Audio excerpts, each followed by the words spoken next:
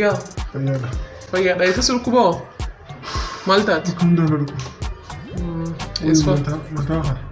Dura maqaa kanaa himi? Absi.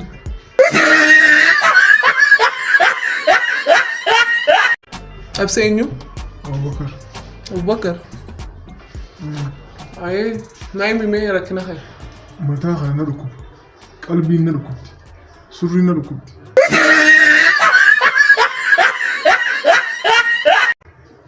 Yoom si eegale yoo? Halluun eegale hin turre bar. Halee ajaarra ture hojii na eegale zooma jaarra na eegale. Mataan si dhaatamu akkam? Na lallaaqa mataan. Si lallaaqa? Qalbiinoo? Qalbiin na uutaalti qalbii.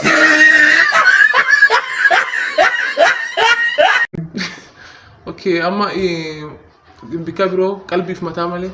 Bakka nan dhukkubne jira garaan hundi ni haasawaa dhukkubbii keessa. Maal nyaattee yoo? Maaliin nyaadde? Hummaan nyaanne silkii na duraa wade silkii na jalaa ta'a. Silkii na jalaa ta'a.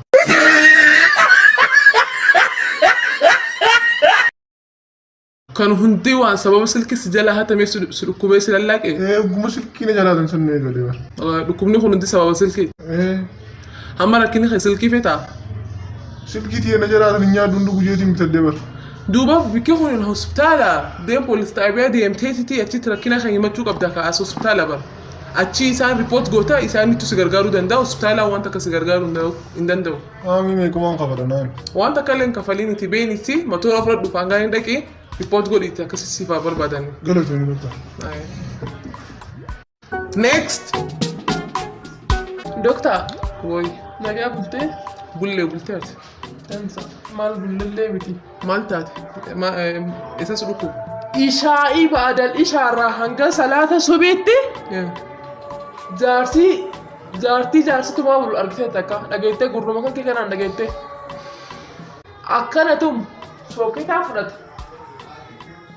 muka chappaatti na fudhata mammasee nyaataan godhan na fudhata.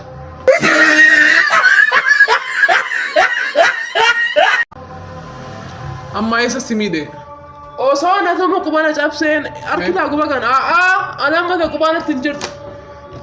Akkamitti akka jaarsi kun nan tumne kan mana jaalatu malee akkamitti godhuu danda'a? Maqaan keenyu? Halima. Halima dhageessiif hin hima. Hayyee. Asinii bikka koraa bikka jaarsaaf jaartii walitti araarsanii miti dhukkuba keetti siif laala harka keessa siif hin laala. Wanni as gargaaruu kan danda'u taate? Maal doktaa waan ati feete doktarri waan ati sin feetan cufa sinii godhan jenne.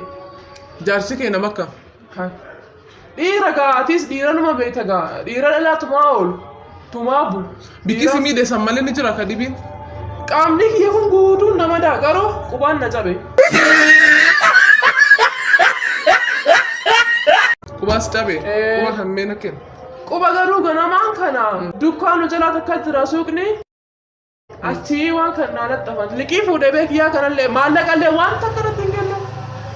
Ammaan tana ummaan tifaan koo ijaarollee ni jirani? Ni jirammi? Hin jiran beekiyaan gaafa duraa ofii itti heerume warri kiyyatti nan kennin ummaan tiyya mucaa obboleessii tokkoo na kennuu feeti an kana fedha kana jala kute akka gaafasii ummaan tiyya na harkaa tiyyan feetu amma yoo inni itti hime abaarsis kiyyaan si jira naan jettiyyuu.